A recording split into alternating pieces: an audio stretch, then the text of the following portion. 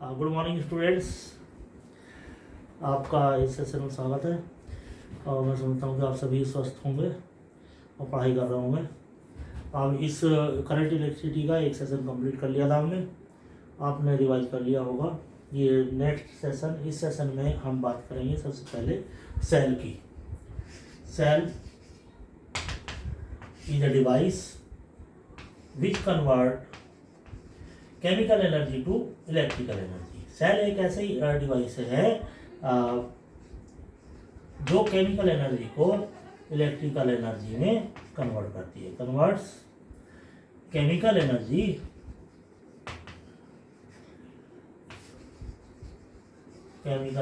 To electrical energy. इसके regarding कुछ basic definitions हैं, उनको समझेंगे। जैसे पहला इसमें है EMF, electromotive force of cell. ये एक्चुअल में वर्ड इसमें फोर्स आया है, लेकिन फोर्स एज सच ऐसा कुछ है नहीं इसमें। Electromotive force means it is the work done in moving a charge through cell in the close circuit. तो वो पर यूनिट चार्ज, किसी यूनिट चार्ज को पूरे सर्किट में मूव करने में जो वर्क होगा, that is EMF of cell in close circuit. या हम सिंपली डिफाइन कर सकते हैं EMF of cell, the potential difference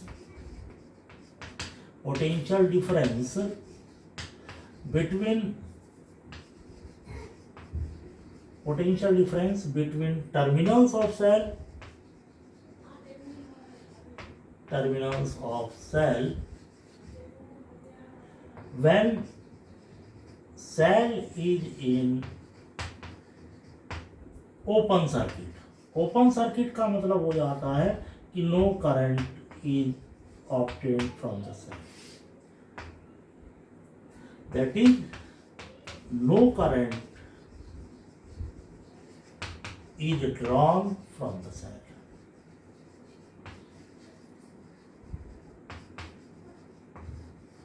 cell से हम कोई करंट नहीं ले रहे हैं, उस टाइम सेल के टर्मिनल्स के बीच जो पोटेंशियल डिफरेंस है वो EMF ऑफ सेल है। जैसे आपने बहुत सारे सेल देखे होंगे, रिमोट में डालने के लिए, वॉल क्लॉक में डालने के लिए, कैमरे में डालने के लिए। तो उन सेल्स को आपने देखा है, उस पर लिखा हुआ होता है 1.5 वोल्ट। तो वो 1.5 वोल्ट एक्चुअल में EMF है उस सेल का, जो हम को बताता है कि जब सेल को हम यूज नहीं कर रहे हैं, उस टाइम उसके पॉजिटिव और नेगेटिव टर्मिनल्स के बीच पोटेंशियल डिफरेंस।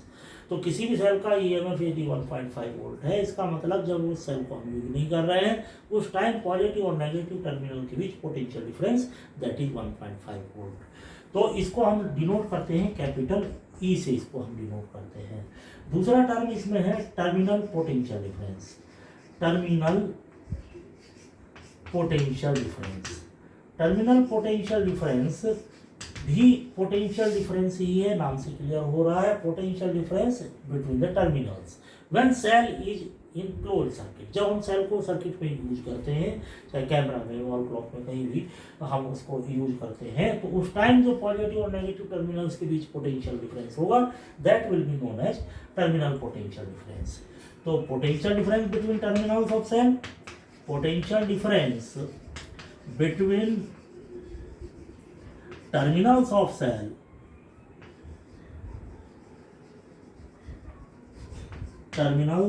cell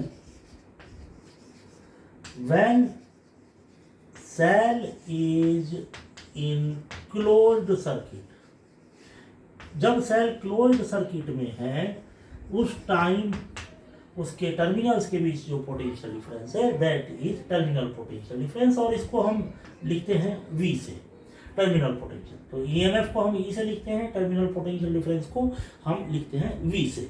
अब दूसरी चीज यहाँ पर देखें कि एक टर्म और है, इंटरनल रेसिस्टेंस ऑफ सेल। क्योंकि सेल के अंदर क्या केमिकल्स होते हैं, इलेक्ट्रोलाइट्स होते हैं, तो वो इलेक्ट्रोलाइट अपोजिशन ऑफर करते हैं while flowing the charge, that is known as internal resistance of cell। internal resistance of cell तो it is the opposition, it is the opposition offered by electrolyte of cell. Cell के का जो electrolyte है वो जो opposition offer करता है, that is internal resistance towards flow of charge, flow of charge. तो चार्ज के फ्लो में जो भी अपोजिशन वो देता है इलेक्ट्रोलाइट, वो हमारा इंटरनल रेसिस्टेंस है, और it is denoted by small r. इसको स्मॉल आर से हम डिनोट करते हैं सेल को, इंटरनल रेसिस्टेंस। अब इंटरनल रेसिस्टेंस फैक्टर्स की बात करें, फैक्टर्स इन्फ्लुएंसिंग, फैक्टर्स इन्फ्लुएंसिंग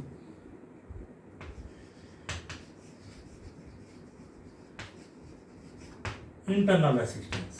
ऐसे कौन से फैक्टर्स हैं जो इंटरनल रेसिस्टेंस को अफेक्ट करते हैं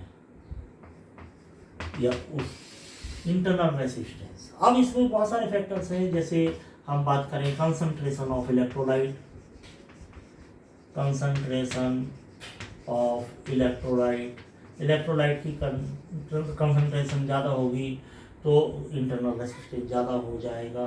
दूसरी चीज़ हम बात करें temperature of electrolyte, temperature of electrolyte. तीसरी बात हम करें distance between electrodes, distance between electrodes of cell. Next है सरफेस एरिया ऑफ इलेक्ट्रोड,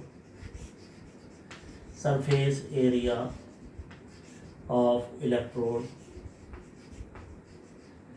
उस पर भी डिपेंड करेगा इंटरनल रेसिस्टेंस। और टेम्परेचर हो गया, कंसंट्रेशन हो गया, डिस्टेंस बिटवीन इलेक्ट्रोड्स हो गया, सरफेस एरिया ऑफ इलेक्ट्रोड हो गया, ये कुछ फैक्टर्स हैं जिन पर इंटरनल रेसिस्टेंस डिपेंड करता है सेल का।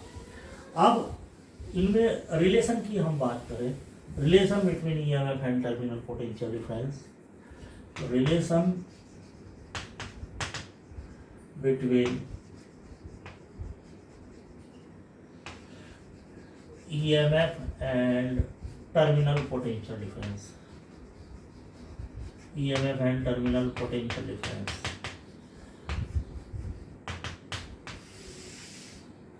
तो जैसे ये हमारे पास सेल है, सेल जिसका EMF है E, इंटरनल रेसिस्टेंस इसके साथ में हम बना देंगे कि भाई ये स्मॉल आर रेसिस्टेंस जो हमने बात किया, that is the internal resistance of cell. और इस सेल को हमने एक एक्सटर्नल सर्किट में डाल दिया है, उस एक्सटर्नल सर्किट का रेसिस्टेंस है कैपिटल आर।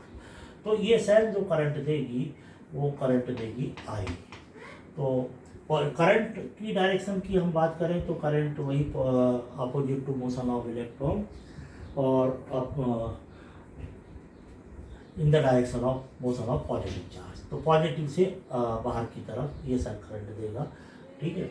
इलेक्ट्रॉन्स जो मूव करेंगे टुवर्ड्स पॉजिटिव, क्योंकि ये कैसा टर्मिनल है, पॉजिटिव, ये है नेगेटिव। इलेक्ट्रॉन्स फ्लो करेंगे नेगेटिव टू पॉजिटिव। करंट की डायरेक्शन क्या हो जाएगी, उसके अपोजिट। तो ये करंट हो गया। तो करंट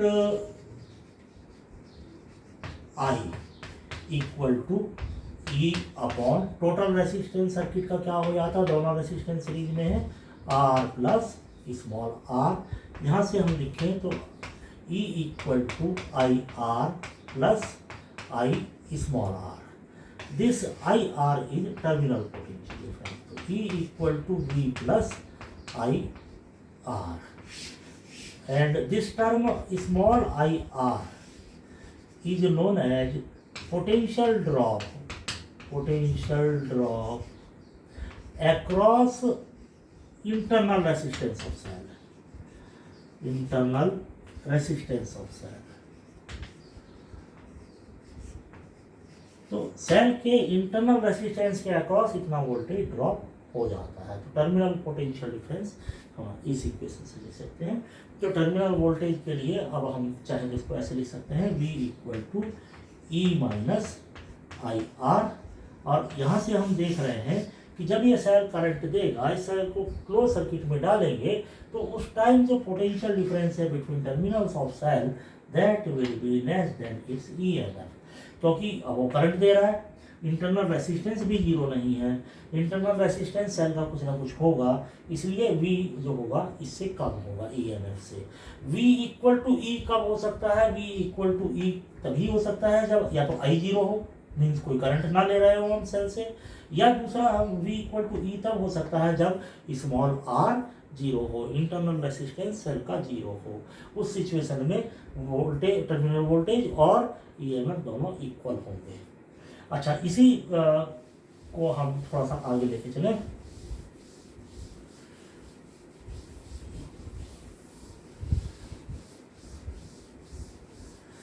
इसी इक्वेशन को हम इस टाइप से लिख सकते हैं, I R equal to E minus V, और इसको इस फॉर्मूले को इस फॉर्म में भी हम ध्यान रख सकते हैं, E minus V by I, और R equal to E minus V by I के प्लेस पर हम लिख सकते हैं वी बाई आर।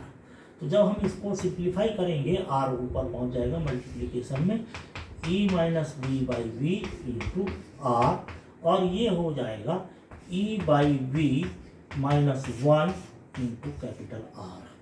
तो ये हमारा हो जाएगा रिलेशन इंटरनल रेसिस्टेंस। तो इसको भी ध्यान रखिए। तो इंटरनल रेसिस्टेंस हम इस फॉर्म में ध्यान रख सकते हैं, E by V minus one into R, इस टाइप से। अच्छा, अब हम बात करते हैं सेल्स की ग्रुपिंग की, grouping of sales.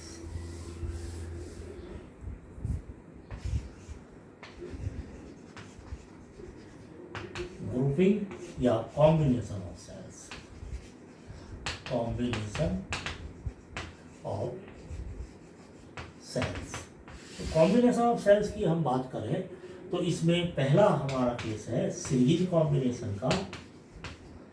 Series combination, series combination में हम ध्यान रखें कि cell one after the other हम जोड़ेंगे। वन आफ्टर द अदर मतलब एक का नेगेटिव टर्मिनल दूसरे के पॉजिटिव टर्मिनल से जुड़ेगा।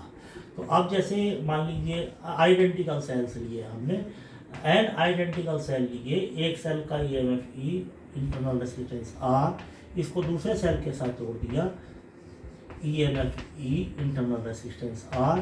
कितने सेल जोड़ दिए? इसी टाइप से हमने एन सेल्स इसमें जोड़ दिए सीरीज में। तो इस सिचुएशन में अब ये कोई एक्सटर्नल रेसिस्टेंस, इस कॉम्बिनेशन को हमने अप्लाई कर दिया किसी सर्किट में। जैसे टॉर्च में आप सेल डालते हैं तो एक के पीछे एक डालते हैं, तो उसमें क्या है, एक का नेगेटिव दूसरे के पॉजिटिव के साथ जुड़ेगा। तो अब इस सिचुएशन में जो टोटल ईएमएफ हो जाएगा, टोटल ईएमएफ वो ऐड हो जाएगा, ई प्लस ई, क्योंकि सभी सेल एक ही डायरेक्शन करते हैं। अब एन सेल्स हैं, कितने सेल हैं? N cells. तो टोटल ईएमएफ हो जाता है एन ई। अब टोटल इंटरनल रेसिस्टेंस की बात करें तो total internal resistance, total internal resistance की बात करते हैं तो R equivalent will be equal to, सारे रेसिस्टेंस किस में है? सीरीज में। तो R plus R plus R, ये भी कितनी टर्म्स हैं? N terms total. तो ये टोटल इक्वल टू हो गया एन आर। अब एक्सटर्नल सर्किट का रेसिस्टेंस क्या है? आर, ये भी इसके साथ सीरीज में जुड़ा हुआ है। तो टोटल रेसिस्टेंस जो हो जाएगा, total resistance of circuit, total resistance हो जाएगा एन आर, ये सेल का total internal resistance plus external circuit का रेसिस्टेंस आर। अब इस कॉम्बिनेशन से जो हमें करंट मिलेगा, करंट कितना मिलेगा? Current I equal to total EMF कितना हो गया? N E by total resistance हमारा हो गया NE प्लस R। तो ये करंट मिलेगा हमें यदि हम सेल्स को सीरीज में जोड़ते हैं। अब इसमें आप ध्यान दें, स्पेशल केस यदि हम बात करें, स्पेशल केस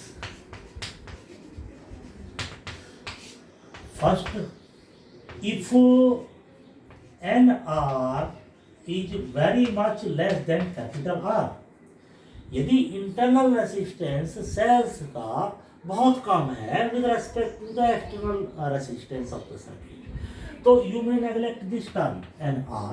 यदि हम NR को नेग्लेक्ट करें तो I will be equal to NE by R। तो मतलब ये हुआ कि हमें जो इस टाइम करंट मिलेगी वो कितनी मिलेगी, N times the current given by single cell. E by R हमारा क्या है, एक सेल ने जो करंट दिया, एक सेल का EMF E, उसका कितने रेसिस्टेंस का सर्किट का रेसिस्टेंस कैपिटल R, तो I equal to E upon R, एक सेल का करंट हुआ। एक सेल के करंट का कितने टाइम्स मिल रहा है, N टाइम्स। इसका मतलब ये हुआ कि यदि सीरीज में हम सेल को जोड़ रहे हैं उन सेल्स को जिनका इंटरनल रेसिस्टेंस नेग्लिजिबल है with respect to external resistance, तो in that case we will get N times the current given by a single cell.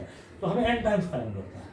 अब इसमें दूसरा केस है, यदि हमने if NR is very much greater than R। अब क्या सिचुएशन होगी, यदि NR सेल्स का इंटरनल रेसिस्टेंस जो है वो ज़्यादा है with respect to external resistance, in that case you may neglect this capital R। अब कैपिटल R को हम नेग्लेक्ट करेंगे, then you will get current NE by NR, and in this case current obtained will be equal to E by R, and E by R is the current obtained by single cell. So in this situation I think there is no use this combination, क्योंकि एक cell जितना current दे रहा है आपने 50 cell जोड़ दिए हैं, 50 सेल भी उतना ही करंट देगा जितना एक सेल दे रहा है। तो this combination in this case is not preferred. This combination will be preferred only in this case when internal resistance of cells is quite less than the external resistance। तो series combination हम prefer करेंगे जब sales का internal resistance कम होगा external के comparison में। Clear होगी। अब हम आगे चलते हैं, जैसे नेक्स्ट अब हम बात करें पैरेलल कॉम्बिनेशन की। तो पैरेलल कॉम्बिनेशन में क्या है, अब सभी सेल्स को पैरेलल में जोड़ना है, नहीं सबका पॉजिटिव टर्मिनल एक पॉइंट से जोड़ना है, सबका नेगेटिव टर्मिनल एक कॉमन पॉइंट से जोड़ना है। अब ये एक सेल, सारे आइडेंटिकल सेल लिए हमने, ये दूसरा सेल, इस टाइप से हमने n सेल्स मान लीजिए ले लिए, सभी आइडेंटिकल है, EMF E, internal resistance R, EMF E, internal resistance R, total cells हमारे हैं n सेल्स। तो सबको पैरेलल में जोड़ा है, एक एक्सटर्नल रेसिस्टेंस हमने लगा दिया है सर्किट में, वो R। तो इस केस में पैरेलल में पोटेंशियल सेम रहेगा, तो टोटल EMF जो इस केस में हो जाएगी, total EMF will be equal to E। इसका भी E है, इसका भी E है, तो सारा टोटल EMF क्या रहेगा, E ही रहेगा, क्योंकि सारे सेल हमारे पैरेलल में जुड़े हुए हैं। अब टोटल इंटरनल रेसिस्टेंस की बात करें, आप जैसे इस सेल का रेसिस्टेंस, इसका रेसिस्टेंस, ये सारे रेसिस्टेंस किस में जुड़े हैं, पैरेलल में। कितने रेसिस्टेंस हैं, n रेसिस्टेंस है। तो टोटल इंटरनल रेसिस्टेंस की बात करें तो टोटल इंटरनल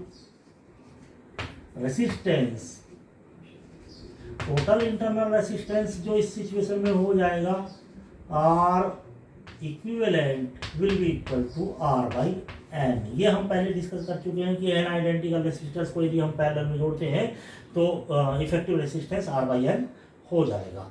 नहीं तो आप कर सकते हैं 1/R plus 1/R plus 1/R, जब n टर्म्स जोड़ेंगे तो ये हो जाएगा n बाई R, उसका रेसिप्रोकल हो जाएगा R बाई N टोटल। अब जो हमें करंट मिलेगी, इससे करंट कितनी मिलेगी, EMF क्या है, E।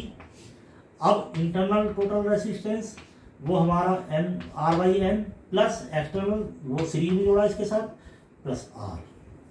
तो इसको जब हम सिंप्लीफाई करें तो एलसीएम लेंगे, n तो आर प्लस एन आर, और ये एन कहाँ पहुँच जाएगा ऊपर, तो ये सिंप्लीफाई होके आ जाएगा N E upon R plus N R, ये करंट मिलेगा इसमें। अब इसमें भी वही केस हम डिस्कस करें, स्पेशल केस। स्पेशल केस जैसे फर्स्ट केस हमने लिया था कि N R is very much less than capital R, तो या small R internal resistance is very much less than external resistance. तो जब इंटरनल रेसिस्टेंस सेल्स का कम है तो हम इसको नेगलेक्ट कर सकते हैं।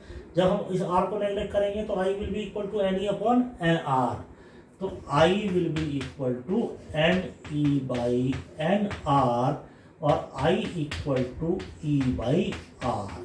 तो इसका मतलब ये हुआ कि पैरेलल में यदि सेल्स का इंटरनल रेसिस्टेंस कम है तो हमें 10 सेल भी जोड़ दिए हैं तो करंट हमें कितना मिल रहा है, एक सेल के इक्विवेलेंट करंट मिल रहा है, क्योंकि एक सेल अकेला सेल भी होता तो कितनी करंट देता, ई बाई आर करंट देता। तो इसका मतलब ये कॉम्बिनेशन पैरेलल में यूजलेस हो जाएगा, इसका कोई फायदा नहीं होगा। जितना एक सेल करंट दे रहा है पूरे सर्किट को उतना ही ये कॉम्बिनेशन दे रहा है।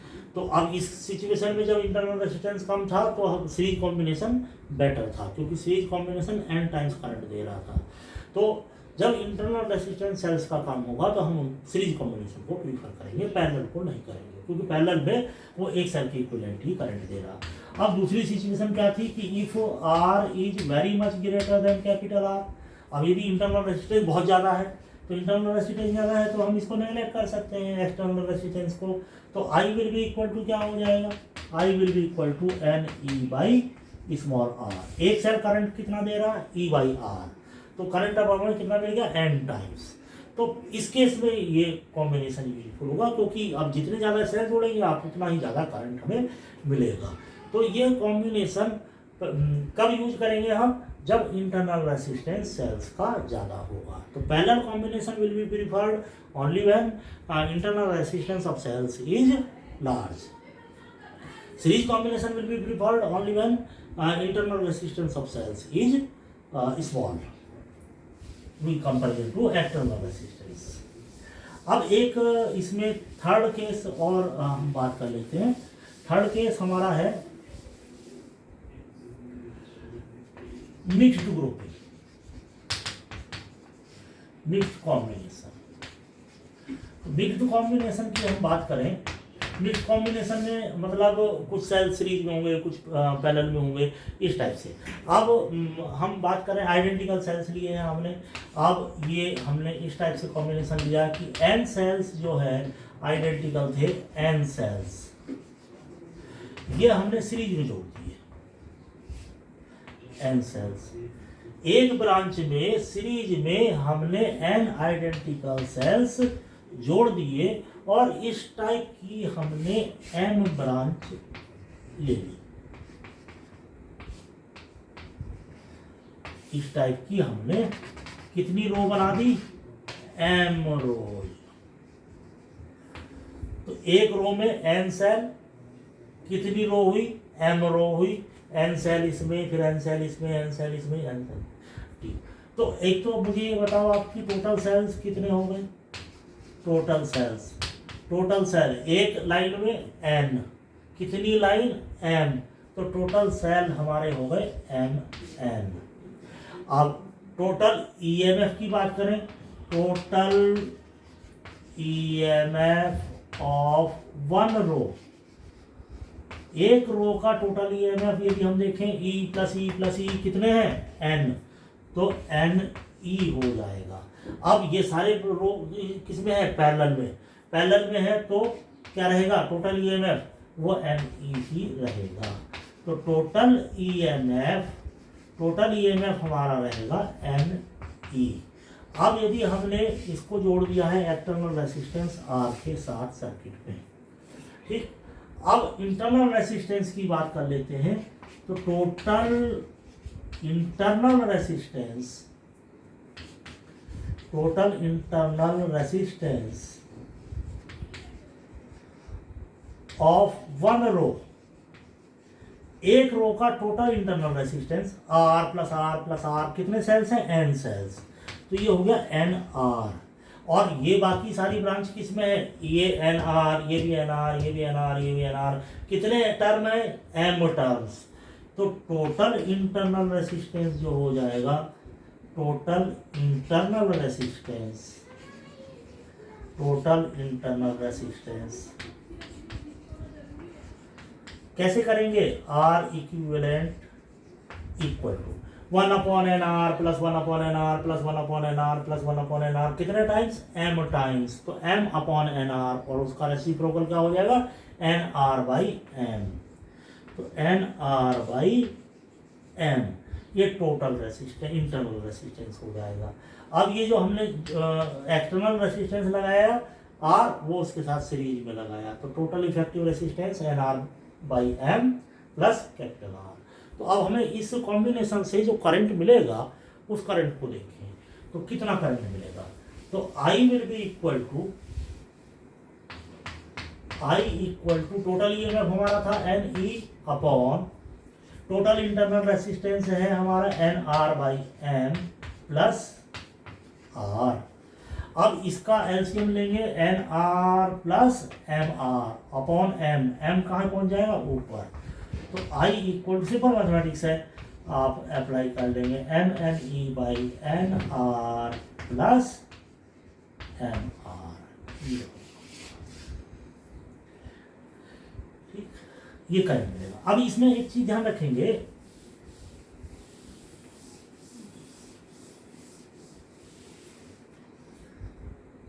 दिस, ये नोट में डाल दें, this combination will give maximum current if nr equal to mr।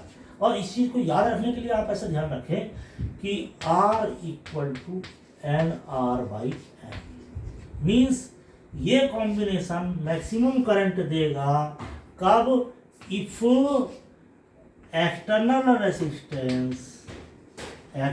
Resistance R is equal to total internal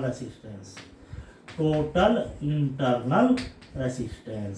तो इस चीज को ऐसे ध्यान रखें कि भाई ये मिक्स्ड कॉम्बिनेशन हमें मैक्सिमम करंट कब प्रोवाइड करेगा, उस सिचुएशन में प्रोवाइड करेगा जब उन सभी सेल्स का total internal resistance external resistance के इक्वल होगा।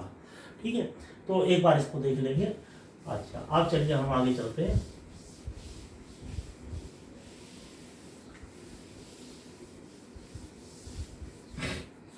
अब हम बात करते हैं किरचॉफ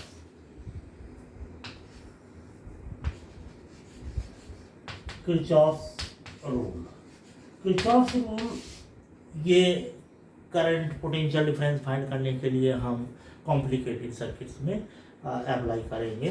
अब इसमें दो रूल है। पहला रूल है हमारा junction rule.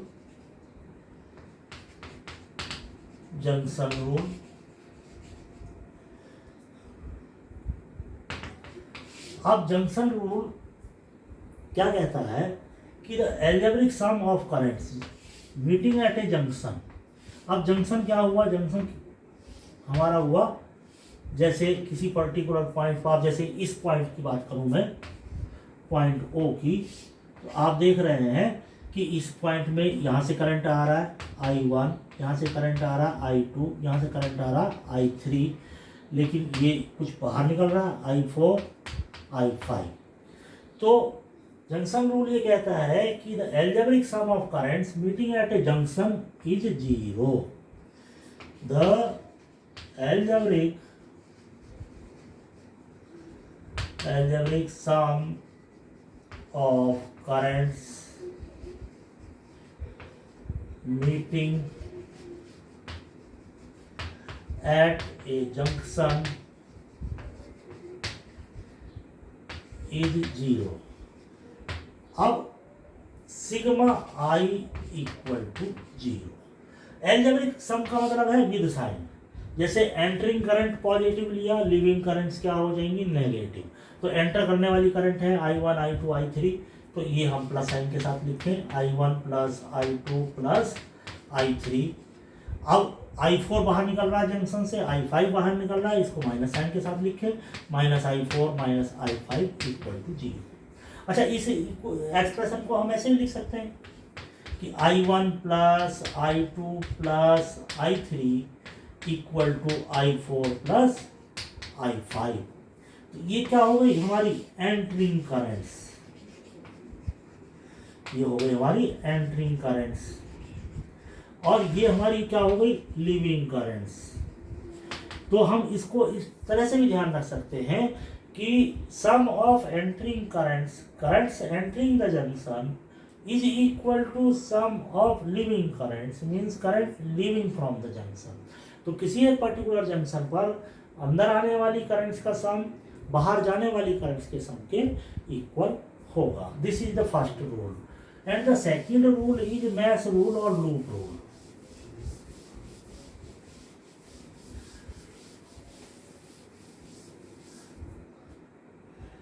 Second is mesh और लूप रूल।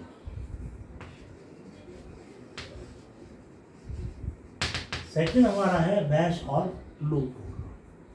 तो इसमें इन एनी क्लोज्ड मैश और loop the algebraic sum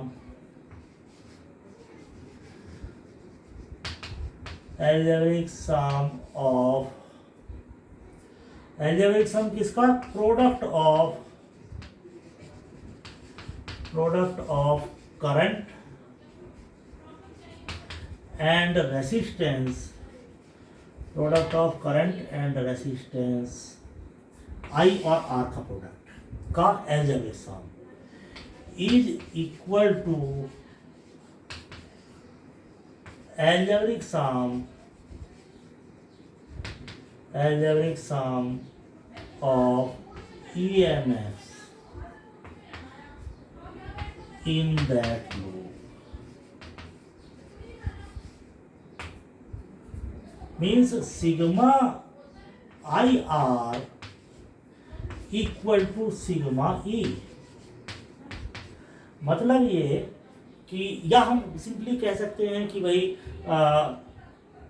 total potential difference, sum of total potential difference, total potential drop in a closed circuit is 0। तो इस चीज को हम, क्योंकि ये भी क्या है, पोटेंशियल ड्रॉप है क्रॉस रेसिस्टेंस, ये भी है हमारा पोटेंशियल डिफरेंस, तो टोटल पोटेंशियल डिफरेंस इसको ऐसे भी लिख सकते हैं हम, sigma E minus sigma I R equal to 0। तो total potential drop is 0 in a closed loop. तो इस चीज को हम कैसे समझेंगे, इस चीज को हम ऐसे समझें जैसे अब एल्जेब्रिक सम की बात की गई है तो साइन की बात करेंगे। अब साइन की बात करेंगे, हमें ईएमएफ को भी साइन देना होगा, हमें आई और आर को का जो प्रोडक्ट कर रहे हैं उसको भी हमें साइन देना है। साइन के लिए ध्यान रखें कि जैसे ये सेल है, अभी मैं पहले सर्किट बना दूँ तो उसमें साथ साथ मैं समझा दूंगा। जैसे अब ये cell EMF E1, internal resistance R1,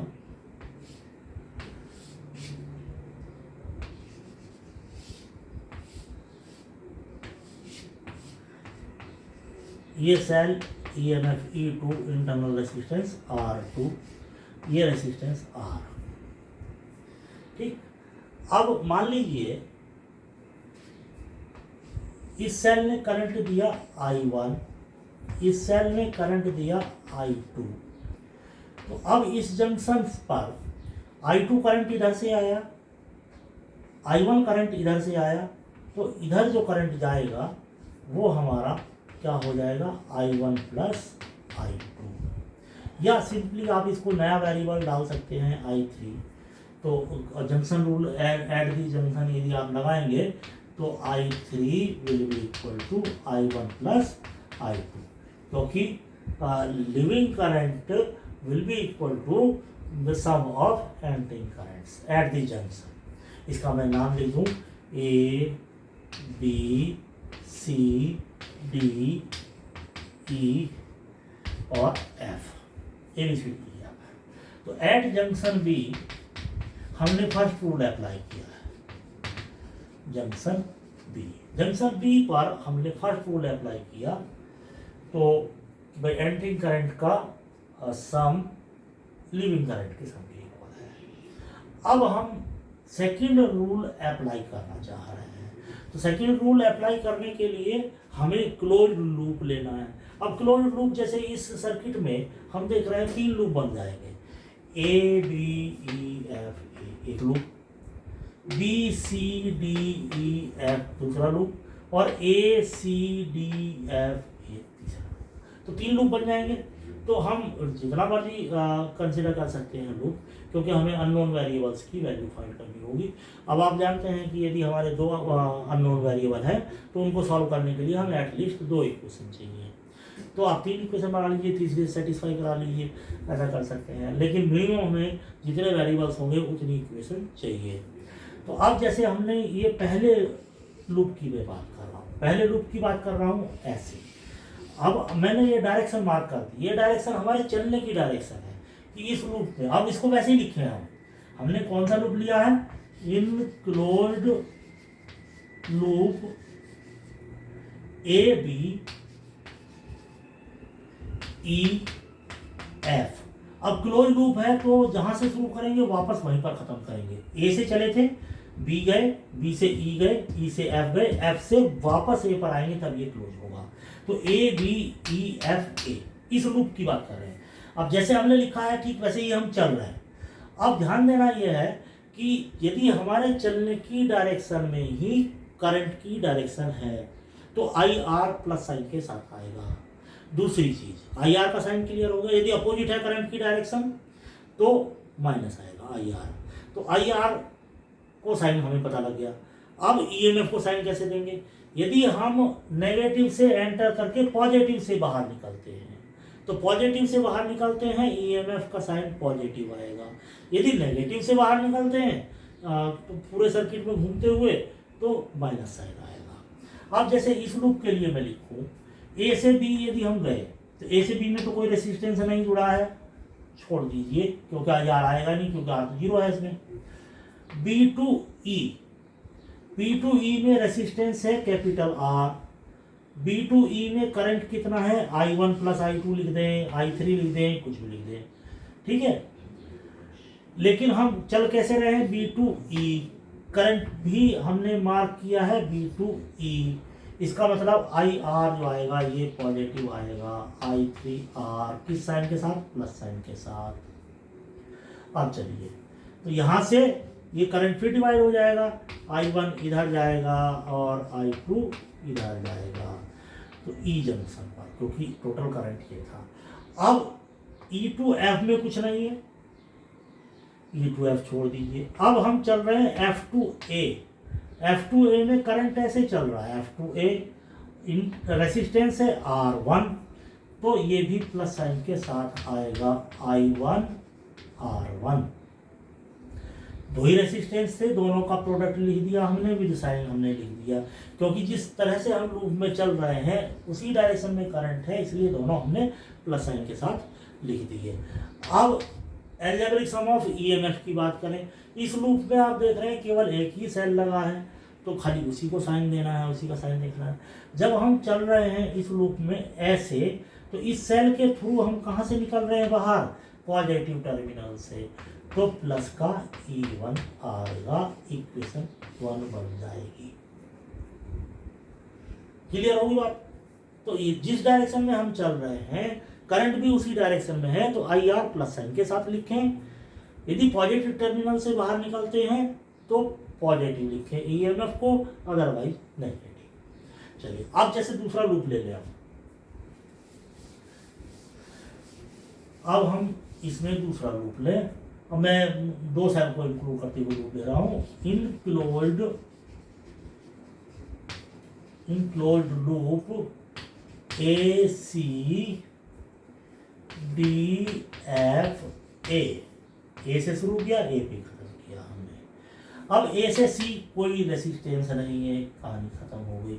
अब हम चले सी से डी, उसके बाद हमारी डायरेक्शन क्या है, सी से डी, लेकिन करंट इसमें कैसे आ रहा है, डी टू सी, तो ये माइनस में आएगा, I2R2, D2F कुछ नहीं है, F2A जब हम चलेंगे तो करंट भी इसी डायरेक्शन में है, तो ये प्लस साइन के साथ आएगा, I1R1 इक्वल टू, दो रेसिस्टेंस थे इसमें।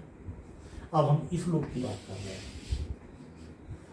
ये सेकंड लूप। अब EMF को साइन देना है। जब हम ऐसे चल के यहाँ पर कहाँ से बाहर निकले, नेगेटिव से, तो E2 को साइन देंगे -E2। चलते चलते चलते चलते चलते यहाँ से जब हम बाहर निकलेंगे तो यहाँ पर क्या साइन देंगे, प्लस, क्योंकि पॉजिटिव से बाहर निकले। तो इस टाइप से इक्वेशंस बनानी है, क्वेश्चन सॉल्व कर लेंगे। तो एक बार ये डायरेक्शन आपको समझ में आ जाए तो ट्राई कर लेंगे। अब क्वेश्चन हम करेंगे बाद में, ठीक है। तो अभी एक बार इसको देख लेंगे। चलिए अब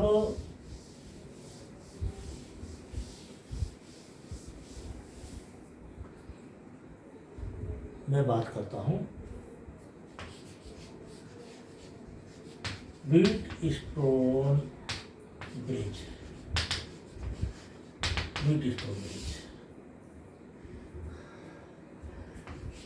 It is a network of 4 resistances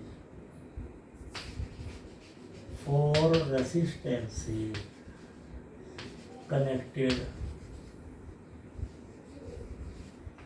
as shown in figure। जब रेसिस्टेंसेज इस टाइप से जुड़े हों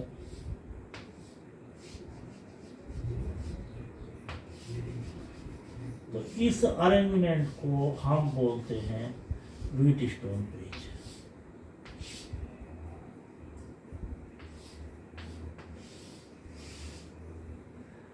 बीच में हमने एक गैल्वानोमीटर लगाया। गैल्वानोमीटर ये हम आगे पढ़ेंगे। गैल्वानोमीटर एक करंट डिटेक्टिंग डिवाइस है। ये गैल्वानोमीटर एक ऐसा इंस्ट्रूमेंट है जो ये डिटेक्ट करेगा कि ये इस यहाँ पर करंट है या नहीं, ठीक है। तो galvanometer is the instrument which is used to detect the presence of current. अब जैसे मैंने इसका नाम लिखा ABC एंड D। इस गैल्वानोमीटर का रेसिस्टेंस मान लीजिए है RG। अब यहाँ से करंट हमने दिया I, यहाँ से ये दो पार्ट में डिवाइड हुआ। मान लीजिए I1 करंट इधर गया और I2 इधर गया, वो मैं डायरेक्ट जंक्शन रूल लगा दें। तो I1 प्लस I2 का सम किसके इक्वल हो जाएगा, I। तो I जंक्शन रूल का according I will be equal to simply I1 plus I2। चलिए अब इसमें करंट डिस्ट्रीब्यूशन की बात है। करंट डिस्ट्रीब्यूशन आप एक साइड से ही चले। जैसे अब इस जंक्शन पर करंट दो पार्ट में डिवाइड हुई। अब आप या तो इसको पकड़ लें या आप इसको पकड़ लें। तो आगे ये नहीं कि इधर से भी डिस्ट्रीब्यूट करेंगे इधर से भी डिस्ट्रीब्यूट करेंगे ना, ऐसा नहीं करना। तो किसी भी एक साइड से चले। जैसे मान लीजिए मैं ऐसे चलता हूँ, इस ब्रांच में करंट है I1, यहाँ पर फिर ये दो पार्ट में डिवाइड होगी। तो मान लीजिए इधर करंट गई IG, तो इधर करंट जाएगी I1, क्योंकि टोटल करंट कितना था I1 माइनस IG, क्योंकि जंक्शन रूल के अकॉर्डिंग इन दोनों का सम किसके इक्वल आना चाहिए, I1 के इक्वल आना चाहिए। अब इस जंक्शन पर आओ, इस जंक्शन पर IG करंट इधर से आ रहा है। इधर से करंट कितना आ रहा है IG, इधर से एंटर कर रहा है I2, तो यहाँ पर कितना जाना चाहिए I2 प्लस IG। तो मैं समझता हूँ करंट डिस्ट्रीब्यूशन क्लियर हो गया होगा। अब इन रेसिस्टेंसेस की बात करें, ये रेसिस्टेंस हमारा P, ये रेसिस्टेंस हमारा Q और इस रेसिस्टेंस R और ये S। तो ये जो डिवाइस है Wheatstone bridge, it is used to measure unknown resistance और रेसिस्टिविटी। किसी प्रैक्टिकली अब इसकी हेल्प से हम अननोन रेसिस्टेंस फाइंड कर सकते हैं। अब इसमें ये जो दो रेसिस्टेंस है P और Q, ये इनको हम कहेंगे ratio arms P and Q. अब यहां पर ध्यान दें, प्रिंसिपल की हम बात करें, प्रिंसिपल इसका क्या है, if there is no current in galvanometer, if there is no current in galvanometer,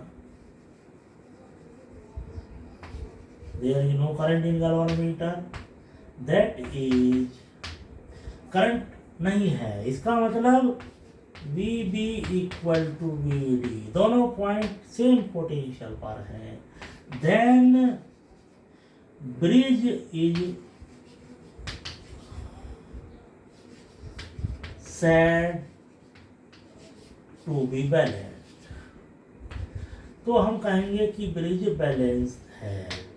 तो ब्रिज बैलेंस कब होगा, जब B और D दोनों पॉइंट सेम पोटेंशियल पर होंगे। जब दोनों पॉइंट सेम पोटेंशियल पर होंगे, ऑब्वियस ही बात है कि इसमें कोई करंट प्रोड्यूस नहीं होगा।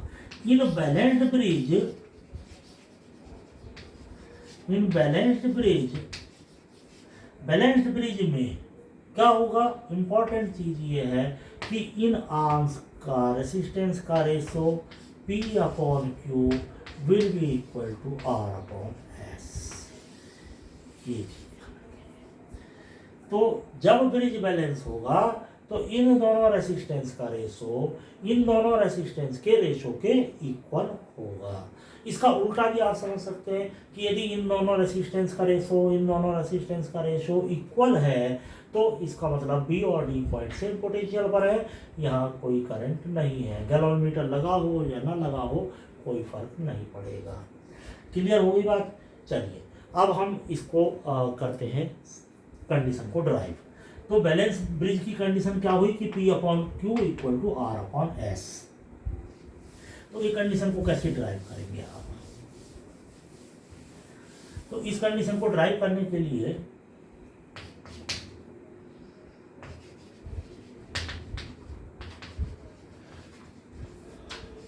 to drive the condition of balanced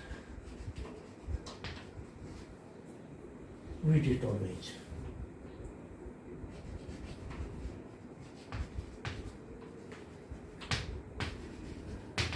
तो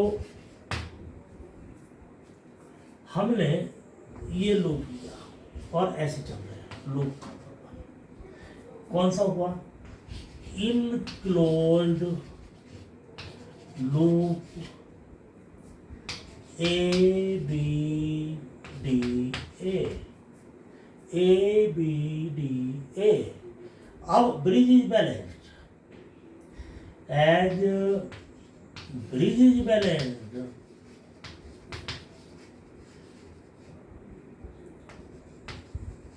सो IG इक्वल टू 0,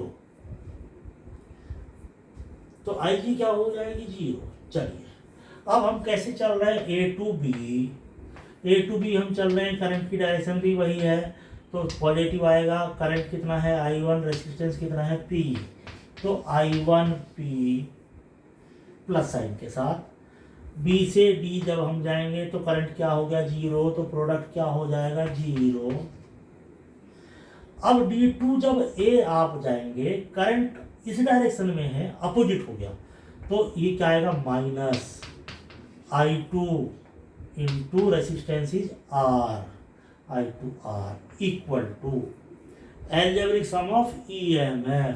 लेकिन इस सर्किट में इस पार्ट में तो कोई सेल नहीं जुड़ा है, इसलिए एल्जेब्रिक सम ऑफ EMF क्या हो गया 0। तो यहाँ से हमें एक इक्वेशन मिला I1P इक्वल टू I2R, से दिस इज इक्वेशन नंबर 1। अब ठीक इसी टाइप से अब हम इसमें चले नंबर 2 लूप में। तो इन क्लोज्ड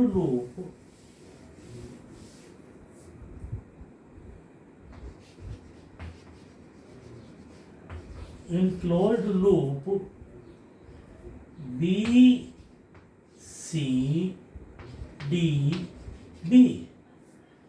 अब B से C करंट कितना है I1 माइनस IG, लेकिन IG तो जीरो हो रखा है, तो करंट कितना हुआ I1, उसी डायरेक्शन में है जिस डायरेक्शन में हम चल रहे हैं, तो प्लस साइन के साथ आएगा I1 क्यूब।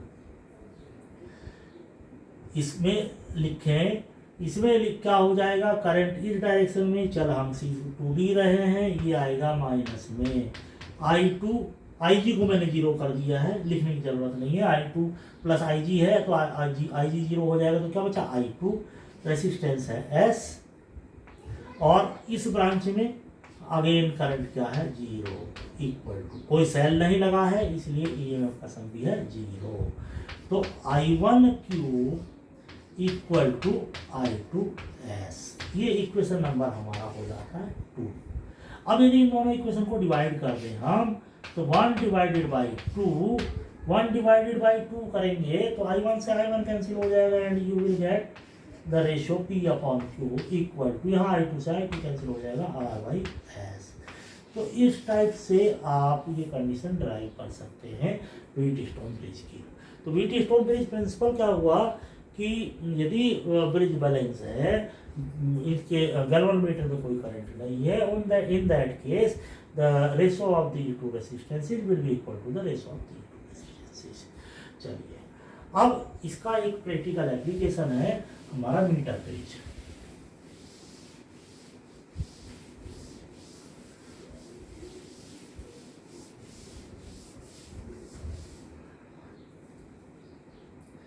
इसका एक सिंपल एप्लीकेशन है मीटर ब्रिज, ये प्रैक्टिकल भी है, एक बार आप समझ लेंगे, फिर मैं एक प्रैक्टिकल का वीडियो दूंगा, ठीक है, उससे समझ में आएगी बात आपको। मीटर ब्रिज, मीटर ब्रिज आप एक वुडन बोर्ड है, उस पर 1 मीटर लॉन्ग वायर हमने माउंट किया है, और जैसे ये 1 मीटर लॉन्ग वायर, और इस वायर के जो एंड्स हैं AB, ये मेटेलिक स्टिक से कनेक्टेड होते हैं, बीच में 2 गैप छोड़ देते हैं हम इस टाइप से। अब मेटेलिक स्टिक इसलिए लिए हमने जिससे कि ये सर्किट के रेजिस्टेंस को अफेक्ट ना करें, ठीक है। ये वायर है हमारा AB, इस वायर की लेंथ है हमारा 1 मीटर, तो और ये बीच वाला जो पॉइंट है, इस पॉइंट से हम एक गैल्वेनोमीटर जोड़ते हैं, गैल्वेनोमीटर, और इस गैल्वेनोमीटर के साथ हम एक जोड़ते हैं स्लाइडिंग की, जिसको हम बोलते हैं जॉकी। जॉकी, तो जॉकी एक स्लाइडिंग की है जिसको हम वायर पर स्लाइड करेंगे। अब इसका जो एक गैप है, एक गैप में हम non resistance in the form of resistance box जोड़ते हैं, रेसिस्टेंस बॉक्स, और दूसरे गैप में हम एक अननोन रेसिस्टेंस X या R कुछ भी लगा सकते हैं। तो ये हमारा है नॉन रेसिस्टेंस, नॉन रेसिस्टेंस, क्योंकि रेसिस्टेंस बॉक्स हमने लगाया, रेसिस्टेंस बॉक्स से जितने ओम का भी रेसिस्टेंस इंसर्ट करेंगे तो वो इस गैप में इंसर्ट हो जाएगा, इसकी वैल्यू हमें पता होगी। ये हमारा है अननोन रेसिस्टेंस, अननोन रेसिस्टेंस। तो एक गैप में नॉन रेसिस्टेंस डाल दिया, एक गैप में अननोन रेसिस्टेंस डाल दिया, और इसमें करंट पास करने के लिए हमने एक सेल जोड़ दिया। सेल के साथ आप की लगा दें, कुछ लगा दें, ठीक। अब हम क्या करते हैं कि इस जॉकी को डिफरेंट पॉइंट पर टच करते हैं, यहाँ से कोई रेसिस्टेंस निकाल लिया हमने, मान लीजिए R, और वो पोजीशन लेके आते हैं जहाँ पर गैल्वेनोमीटर में डिफ्लेक्शन 0 हो जाए। तो ये जो अरेंजमेंट है, ये just like Wheatstone bridge arrangement है। तो मीटर ब्रिज का प्रिंसिपल जो है, प्रिंसिपल इसकी हम बात करें, व्हीटस्टोन ब्रिज प्रिंसिपल है,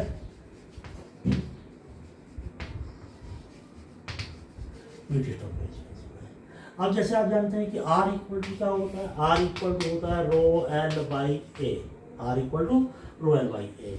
तो मटेरियल वायर का सेम है, क्रॉस सेक्शन भी थ्रूआउट सेम है, ये वायर जो है यूनिफॉर्म क्रॉस सेक्शन का है, तो ये दोनों चीज़ें कांस्टेंट हो गई, तो R is proportional to L आ जाता है। तो मान लीजिए अब इस वायर, इस पोर्शन की जो भी लेंथ होगी, इसका रेसिस्टेंस उसके प्रोपोर्शनल होगा, इसकी जो लेंथ होगी, और ये मान लीजिए लेंथ है L। तो कई बार क्या है कि हमें दिया होता है रेसिस्टेंस पर सेंटीमीटर ऑफ वायर, तो यदि रेसिस्टेंस पर सेंटीमीटर दिया है कि 1 सेंटीमीटर का रेसिस्टेंस R ओम, तो L लेंथ का रेसिस्टेंस LR, ठीक है। और ये तो इसका हो जाएगा 100 माइनस L इंटू R, ठीक है, उस टाइप से। तो अब जब इसमें गैल्वेनोमीटर में करंट नहीं है तो इसका मतलब क्या है, बैलेंस है। तो at balance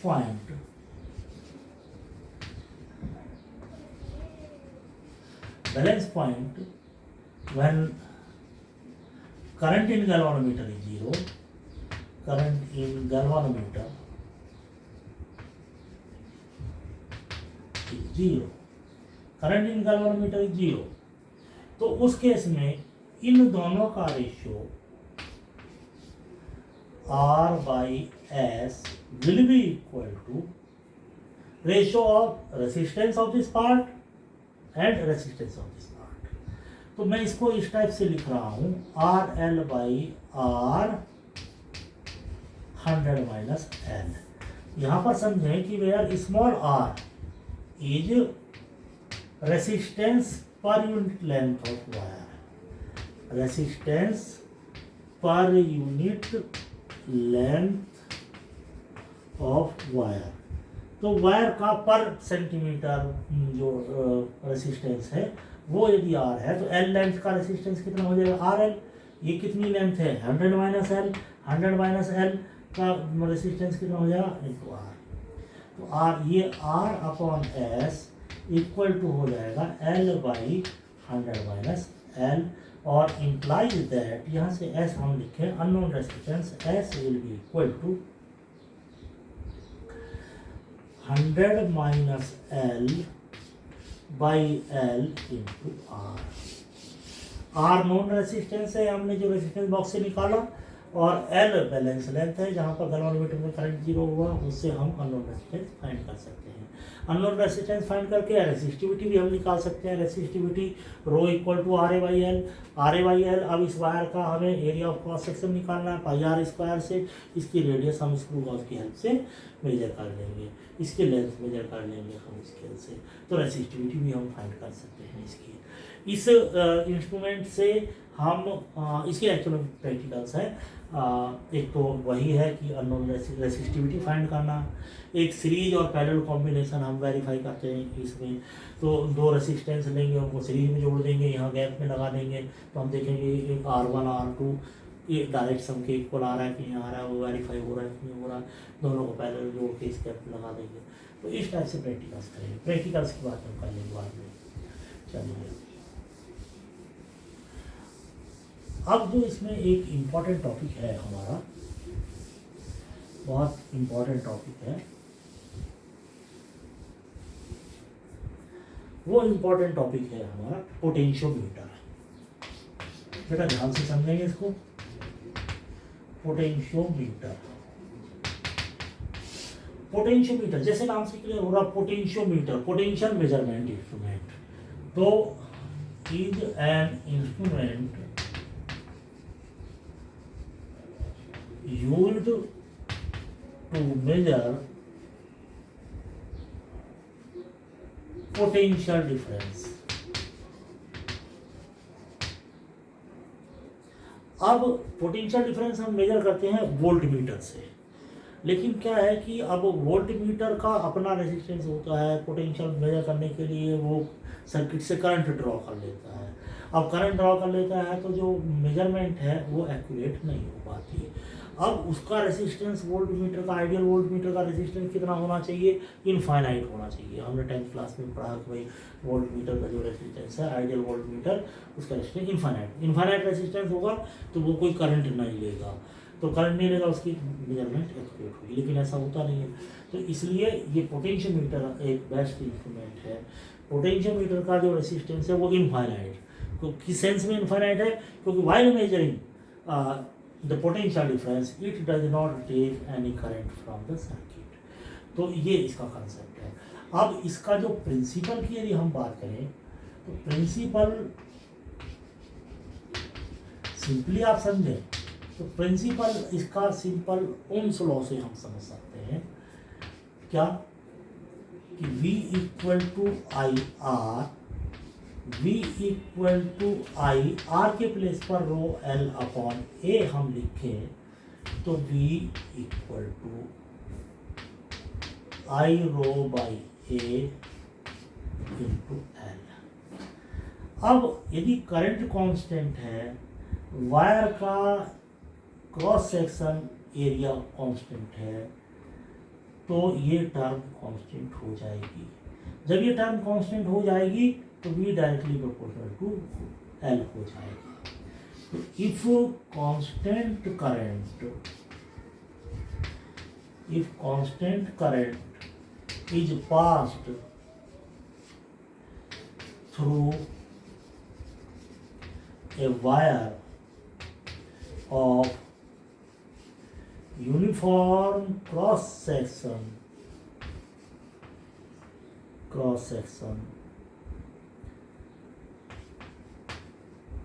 then V proportional to L। अब पोटेंशियोमीटर को समझने के लिए आप ध्यान दें कि पोटेंशियोमीटर एक वही वुडन बोर्ड के ऊपर 4-5 meter 10 meter long wire mount करते हैं इन 1 मीटर सेगमेंट। ठीक है, तो अब जैसे ये पोटेंशियोमीटर 1 मीटर के सेगमेंट की हम बात कर रहे हैं, 1 मीटर के सेगमेंट में ये इस टाइप से हमने लिया। ये अब जैसे मैं सिंपल बात कर रहा हूँ, तो पोटेंशियोमीटर सर्किट की बात करें तो पोटेंशियोमीटर सर्किट में 2 बेसिक सर्किट होंगे, एक प्राइमरी सर्किट या ड्राइवर सर्किट। तो पहले जो प्राइमरी सर्किट है, ये वायर है, इसकी लेंथ 1 मीटर है, 1 मीटर 1 मीटर 1 मीटर 1 मीटर, कितना सेगमेंट है, 4 सेगमेंट है। तो इस पोटेंशियोमीटर वायर की लेंथ कितनी हो जाती है, 4 मीटर। अब वो जो प्राइमरी सर्किट है that will provide a constant current to potentiometer. तो किसी कंडीशन क्या थी कि करंट कांस्टेंट होना चाहिए। तो कांस्टेंट करंट के लिए यहाँ पर हम एक सेल लगाएंगे, एक रियोस्टेट हम लगाएंगे जिससे कि करंट को कांस्टेंट किया जा सके, वेरिएबल रेजिस्टेंस, और एक एमीटर हम लगाएंगे जिससे कि हम मेजर कर सकें कि भाई करंट कांस्टेंट हुई कि नहीं हुई, और आप चाहें तो एक की भी यहाँ पर लगा सकते हैं। ठीक, ये हमारा प्राइमरी सर्किट है। प्राइमरी सर्किट इसको कहें, या हम कह सकते हैं driver circuit means this circuit is used to provide a constant current to send a constant current through potentiometer wire। अब दूसरा जो सर्किट है सेकेंडरी सर्किट में हम वो डिवाइस यूज करेंगे जिसका हमें पोटेंशियल डिफरेंस मेजर करना होगा। जैसे अब मैंने बात की थी EMF की, जैसे हमने बात की थी, तो EMF क्या है कि potential difference between terminals of cell when cell is in open circuit. जब हम सेल से कोई करंट नहीं ले रहे हैं उस टाइम टर्मिनल्स के बीच का पोटेंशियल डिफरेंस कितना होगा। अब यदि हम सेल के अक्रॉस वोल्टमीटर लगाएं तो सेल से करंट ले लेगा वोल्टमीटर, अब सेल से करंट ले लेगा तो वो पोटेंशियल डिफरेंस एग्जैक्ट मेजर नहीं कर पाएगा। लेकिन ये जो डिवाइस है पोटेंशियोमीटर, ये वाइल मेजरिंग कोई करंट नहीं लेगी। तो अब जैसे मान लीजिए ये सेल है, हम इस सेल का EMF है E1, इसको हमने यहाँ लगाया, इसके साथ हम लगा देते हैं एक गैल्वानोमीटर और उसके साथ जोड़ देते हैं एक जॉकी। तो अब इसमें क्या होगा, इसका जो प्रिंसिपल क्या है कि पोटेंशियल ड्रॉप अक्रॉस, अभी मैंने लिखा था across any length of wire is directly proportional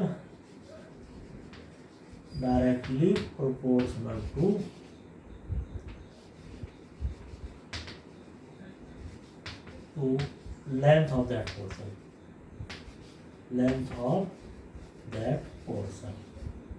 अभी हमने बात की थी V is proportional to L। तो अब हम इस जॉकी को स्लाइड करेंगे इस वायर पर और वो पॉइंट ट्रेस करेंगे जहां गैल्वेनोमीटर में डिफ्लेक्शन जीरो हो जाए।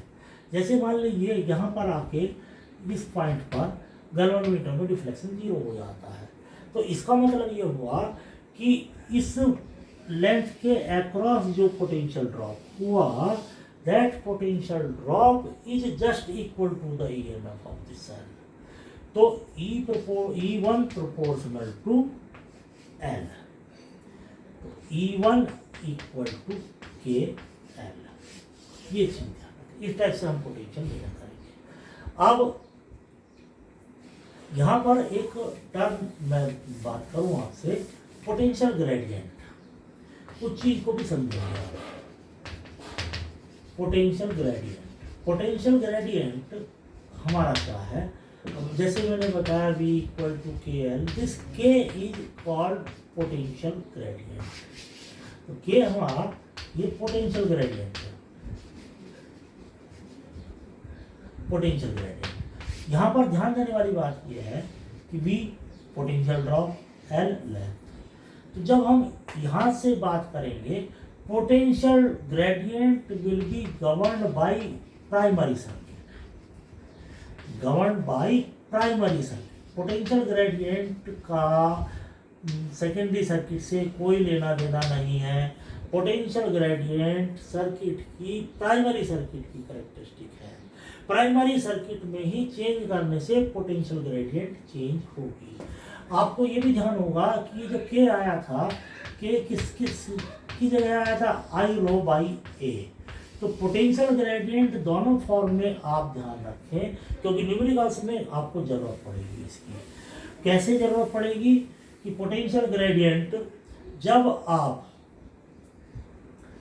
ये फॉर्मूला अप्लाई करेंगे तो इसको इस फॉर्म में आप ध्यान रखें कि VAB, potential difference across the ends of potentiometer wire. चाहे वायर कितना ही मीटर लंबा हो, टोटल हमें उसके अक्रॉस पोटेंशियल डिफरेंस लेना है और उस वायर की कंप्लीट लेंथ लेनी है, या हम इससे हम मेजर करेंगे। क्योंकि क्वेश्चन इसमें सिंपल इस टाइप से भी आ जाता है। अब जैसे हमने E1 इक्वल टू लिखा, E1 equal to KL, K क्या है, पोटेंशियल ग्रेडियंट।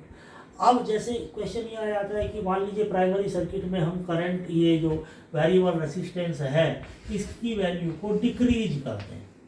यदि हम इसकी वैल्यू को डिक्रीज कर देते हैं तो ऑब्वियस सी बात है प्राइमरी सर्किट की करंट इंक्रीज हो जाएगी। जब रेसिस्टेंस कम करेंगे तो इस सर्किट में करंट बढ़ जाएगी, I बढ़ जाएगा। जब I बढ़ जाएगा तो K भी बढ़ जाएगा। जब K बढ़ जाएगा, EMF तो कांस्टेंट ही है, तो L डिक्रीज करेगा। तो वो आपसे इस टाइप से बात कर सकता है कि भाई रेसिस्टेंस बढ़ाया घटाया तो बैलेंस पॉइंट किधर शिफ्ट करेगा, तो अकॉर्डिंगली आप एनालाइज कर लेंगे। ठीक है। अच्छा, इसके दो एप्लीकेशन हैं, एक बार मैं जल्दी बता देता हूँ। पहला तो हमारा एप्लीकेशन है comparison of EMF of two cells, दो सेल्स के EMF को कंपेयर करना। तो हमने क्या करना है, एक सेल, जैसे अब हमने दोनों सेल्स जिनका EMF कंपेयर करना है उनको हमने लगाया सेकेंडरी सर्किट। यहाँ पर हम एक 2 वे की लगाते हैं, 2 वे की लगाया और उसके साथ हमने एक जोड़ दिया गैल्वेनोमीटर और उसके साथ जॉकी। तो सबसे पहले हम इस सेल को, E1 EMF वाली सेल को सर्किट में इंसर्ट करेंगे। ये सेल हमारा बाहर रहेगा और बैलेंस लेंथ नोट करेंगे। मान लीजिए बैलेंस लेंथ आया हमारा L1 पोजीशन पर, तो E1 इक्वल टू KL1 पहले के लिए आ जाएगा। अब इस सेल को यहाँ से हटाया, इसके साथ जोड़ दिया और फिर वापस बैलेंस लेंथ ली। मान लीजिए इस केस में बैलेंस लेंथ आई L2, तो EMF हमारी हो जाती है KL2। दोनों को डिवाइड करें, E1 by E2 equal to L1 by L2। तो बैलेंस लेंथ का रेशियो EMF का रेशियो होगा। ठीक है। अच्छा, अब दूसरा इसका एप्लीकेशन है to find internal resistance of cell.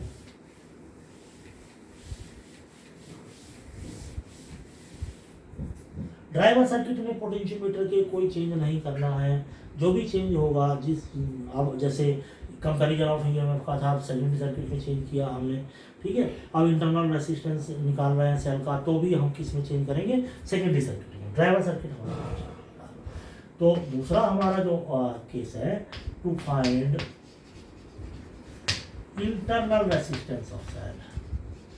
Internal resistance of cell. अब इंटरनल रेसिस्टेंस फाइंड करने के लिए हमें क्या करना है? अब ये सेल, इसके साथ एक रेसिस्टेंस बॉक्स लगाना है।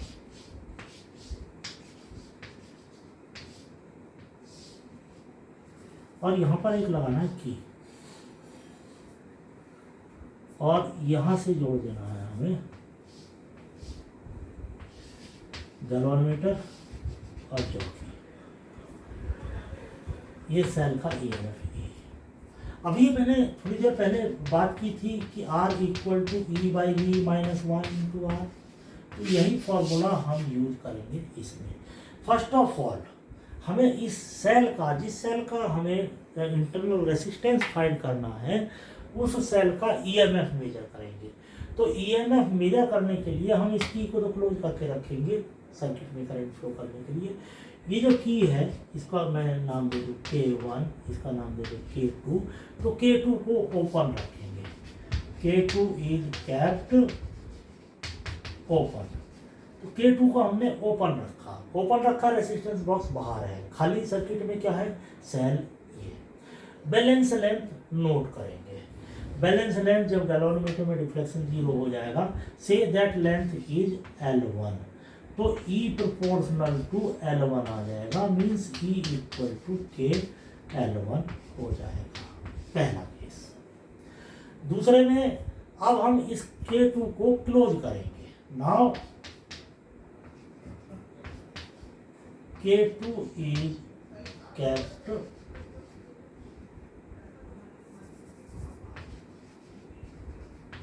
क्लोज। अब इसको हमने क्लोज कर दिया। क्लोज करने के बाद यहाँ से कोई एक रेसिस्टेंस पिक करेंगे, सर्किट में कोई भी रेसिस्टेंस डाल देंगे। तो अब क्या होगा कि ये सेल इस पार्ट में करंट फ्लो करेगा। इस पार्ट में करंट फ्लो करेगा तो कंडीशन क्या होगी कि सेल करंट दे रहा है। सेल करंट दे रहा है तो अब जो टर्मिनल्स के बीच पोटेंशियल ड्रॉप होगा वो ईएमएफ मेजर नहीं करेगा, वो क्या देगा? Terminal potential difference. फिर बैलेंस लेंथ नोट करेंगे। तो बैलेंस लेंथ आई हमारी L2। तो ये किसके कॉरस्पॉन्डिंग होगी? टर्मिनल पोटेंशियल डिफरेंस के। टर्मिनल पोटेंशियल डिफरेंस क्यों? क्योंकि अब ये सेल हमारी क्लोज सर्किट में है। तो E बाई वी यहाँ से लिखें, E by V equal to L1 by L2 हो जाता है। ये E by V equal to L1 by L2 यहाँ पर लगा दें। तो R equal to L1 by L2 minus 1 into R वो रेसिस्टेंस जो हमने रेसिस्टेंस बॉक्स से निकाला था, जो इस सर्किट में इंसर्ट किया हमने। तो इस टाइप से हम इंटरनल रेसिस्टेंस सेल का फाइंड कर सकते हैं। पोटेंशियोमीटर के रिगार्डिंग कुछ बातें आप ध्यान रखें। एक तो ये कि पोटेंशियोमीटर प्रॉपरली वर्क करेगा only in that case if the EMF of this cell is greater than the EMF applied in the secondary circuit. तो EMF प्राइमरी सर्किट में जो लगाया ग्रेटर होना चाहिए EMF इन सेकेंडरी सर्किट। ये चीज़ याद रखें। यदि ऐसा नहीं होगा तो हमें बैलेंस पॉइंट नहीं मिलेगा। दूसरी चीज़, दोनों सेल्स अपोजिशन में होने चाहिए। दोनों सेल्स अपोजिशन में होने चाहिए, मतलब इस सेल का पॉजिटिव इस एंड से जोड़ा तो इस सेल का पॉजिटिव भी इसी एंड से जोड़ेंगे, अदरवाइज हमें बैलेंस पॉइंट नहीं मिलेगा। ठीक है, बाकी जो क्वेश्चन से डिस्कस करेंगे हम, तो आप उसके साथ डिस्कस कर लेंगे। चलिए इस सेशन में अभी इतना ही, आप इसको पढ़ लीजिएगा आज और कल तक पढ़ लीजिए, क्योंकि संडे को मैं सोच रहा हूँ इसमें क्वेश्चंस डिस्कस करने की, और क्वेश्चंस एक बार आप इसको पूरा जरूर कर लें आज और कल इसको पूरा करके फिर संडे को हम इसमें क्वेश्चंस लेंगे। जो प्रॉब्लम्स हैं इन बिटवीन मुझे आप मैसेज कर दें, ठीक है। तो आज के लिए इतना ही, थैंक यू।